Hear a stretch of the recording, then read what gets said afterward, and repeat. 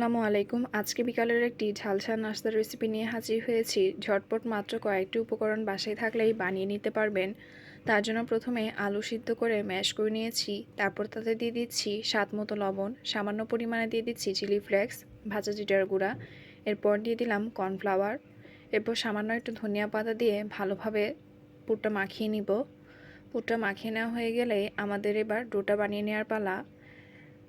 প্রথমেই ময়দা, সামান্য পরিমাণে লবণ, তেল এবং কালো জিরা দিয়ে আর সামান্য পরিমাণে পানি দিয়ে একটি ডো বানিয়ে নিয়েছিলাম। তার থেকে লিচি কেটে নিয়ে দেখতেই পাচ্ছেন একটি রুটির মতো বেলে নিয়েছি। তারপর উপর থেকে পুরটা দিয়ে আরও একটি রুটি উপর থেকে ভাঁজ করে দিলাম। তারপর কাটার দিয়ে চারপাশ থেকে কেটে নিব। এবার মাঝখান থেকে দুই পাশ থেকে ভাগ করে 4 ভাগ করে নিয়েছি। তারপর স্ক্রিনে দেখতেই পাচ্ছেন কিভাবে ফুলের শেপটা দিয়েছি। তেল গরম হয়ে আসার পর তেলে দিয়ে দিব। হালকা আছে ততক্ষণ ভাজবো যতক্ষণ পর্যন্ত না এগুলো একটু লাল লাল হয়ে আসছে। যখন একটু লাল হয়ে আসবে হালকা, তখন নামিয়ে নিব।